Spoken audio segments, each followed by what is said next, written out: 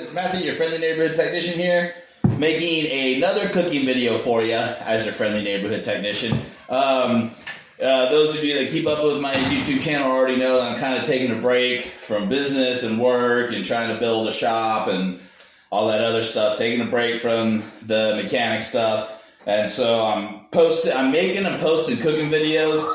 I am going to go back to making and posting automotive videos, but that's probably not going to be until after the first of the year, because I got some things going on right now that I got to get taken care of, and I need to kind of regroup, retool, and all this other stuff. And there's a small chance I may have a shop at the beginning of the year. So I don't know. We'll see what happens. But yeah, right now, no more automotive stuff until the beginning of the year. Cooking videos, and two reasons. I love cooking, and I really want to keep the channel active and let you guys know that I'm still here. I'm here to help you. Shoot me emails, shoot me questions about food, shoot me questions about cars, and let's keep this thing going. So, all right, so tonight I am cooking.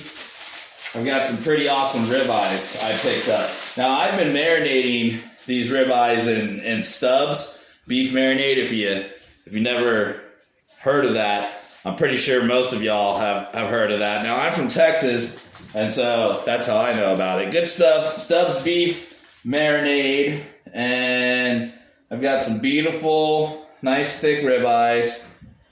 They've been marinating for 4 hours, and what I do is I marinate one side for 2 hours, and then I marinate another side for 2 hours, okay? And that's what those ribeyes look like. Hope you can see them in the camera there. Remember, I'm pretty amateur at doing all this camera stuff, even with automotive stuff, so you just got to bear with me. So my seasonings on these ribeyes are going to be some Tony Chachere's, garlic salt, and then black pepper as well. And my favorite beer, Shiner Bock. So the way I'm going to cook these ribeyes is going to be a sear, non-direct cook on the grill. So I'm going to sear them in butter and garlic and onion with the seasonings on my cast iron skillet.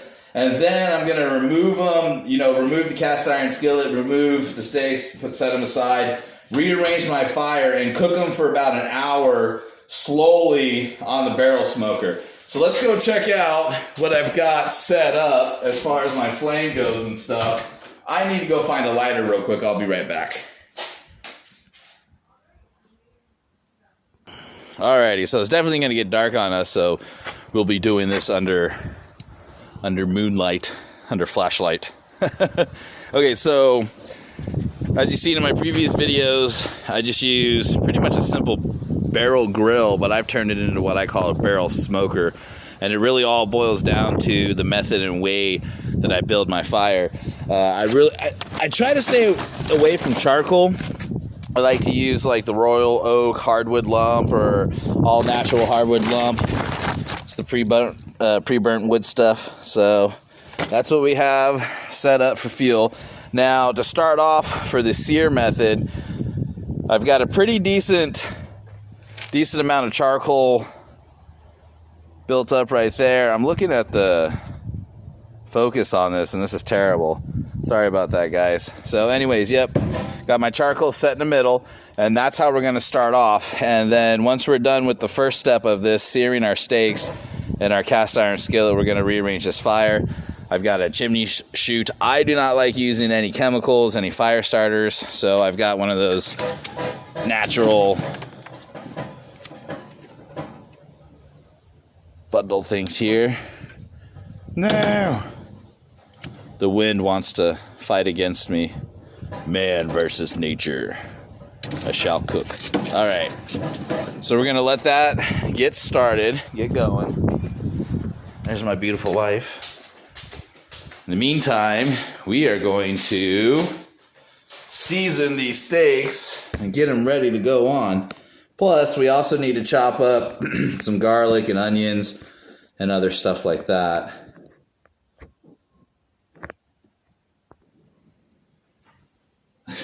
All right, so we have steaks Cast iron skillet. Let's get that out of the way. The way you guys can see.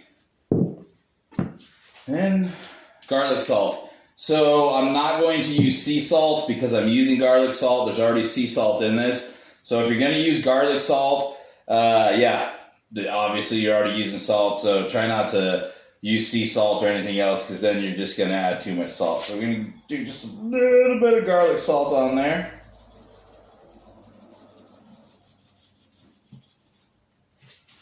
Okay. Dash of Tony Chachere's.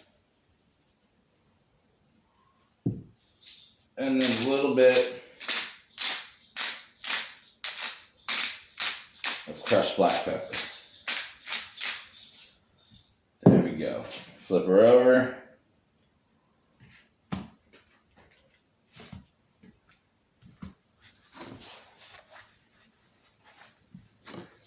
And again.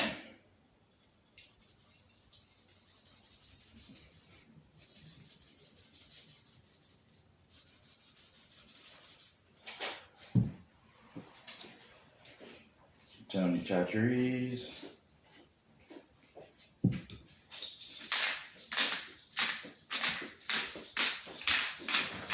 Crushed black pepper. And then just let that sit while your fire gets going.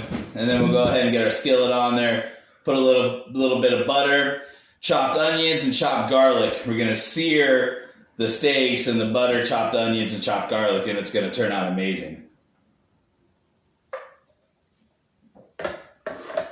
Until then, I'm not going to bore you, so I'll be right back.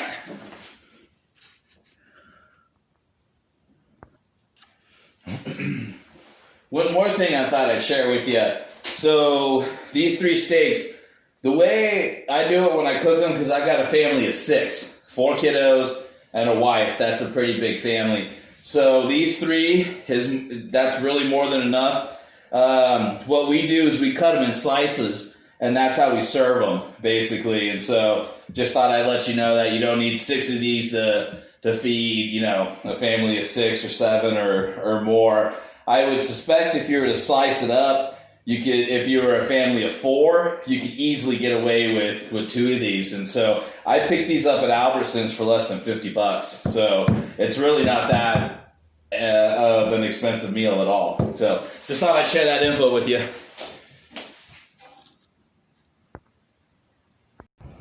Alrighty guys, so we got our coals going now. We're gonna let this fire get nice and hot.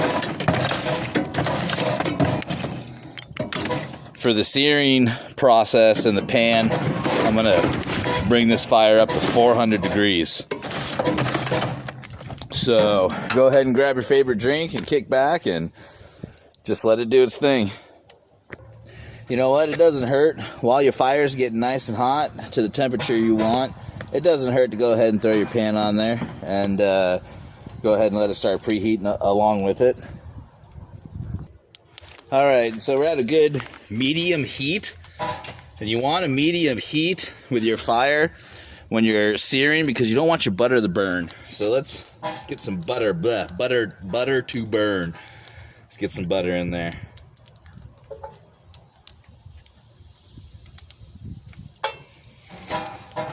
I'm gonna go one more.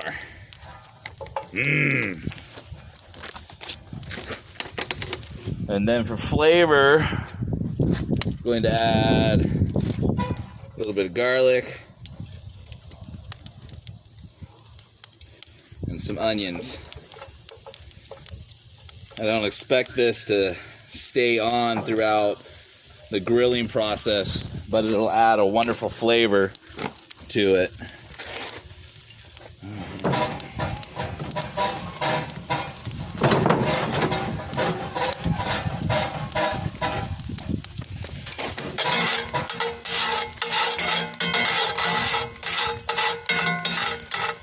I'm going to let that cook up just for a few seconds.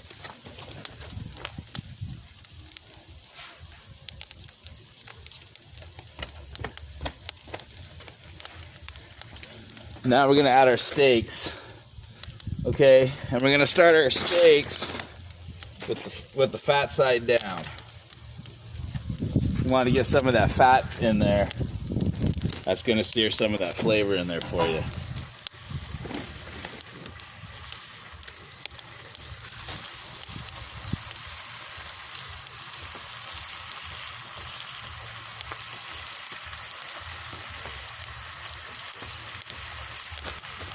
I'm going to let that cook like that for a few minutes to save video space. I'm going to go ahead and let that fat cook, sear for about 3 minutes. All right, now that we got some of that fat seared into that pan there, I'm going to go ahead and lay them down.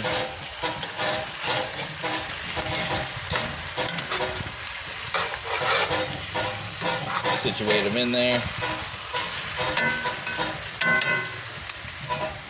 And I'm going to let them cook like that for about 5 minutes on each side.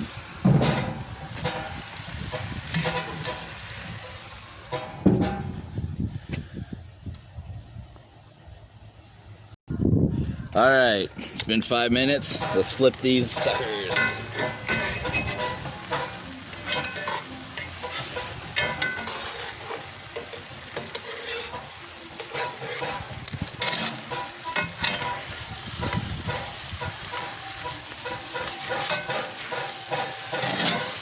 Now, some of you might say, why not just finish cooking them off in the pan?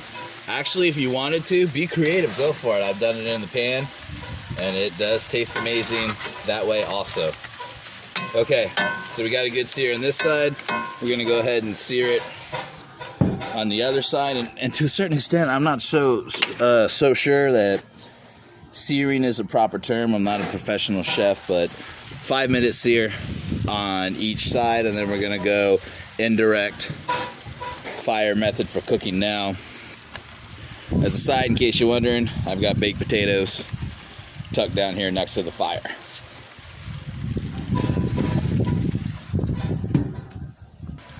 Okay, so you seared each side of your steak for about 5 minutes each. All right, soaked up all that good flavor and butter.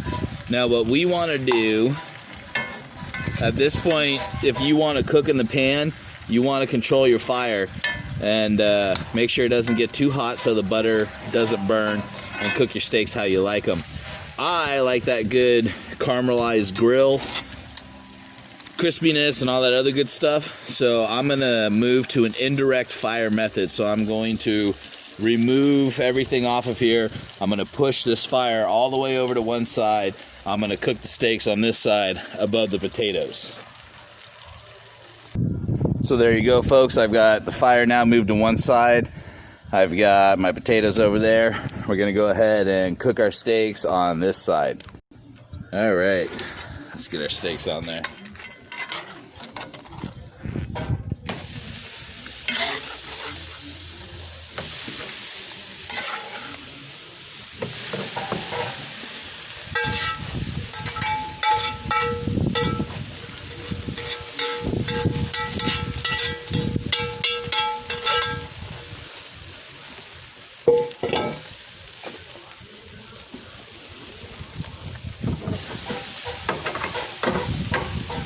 There you go. Now at this point, go ahead and cook them to your preference. I like mine medium well. My wife, all right, and sit down for this.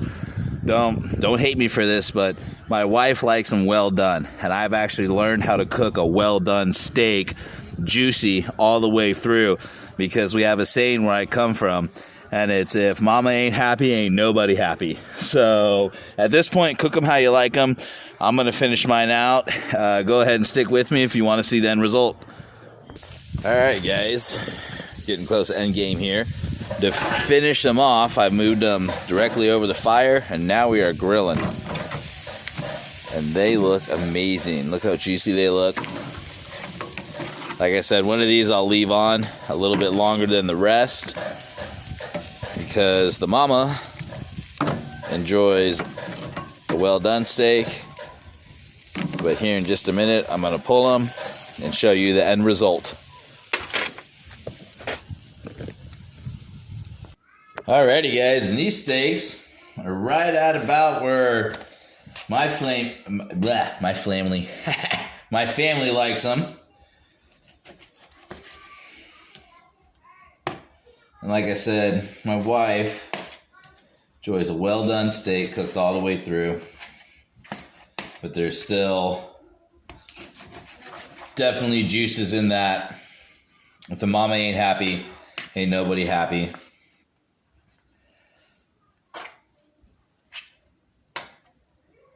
So there you go. Nice, juicy steak.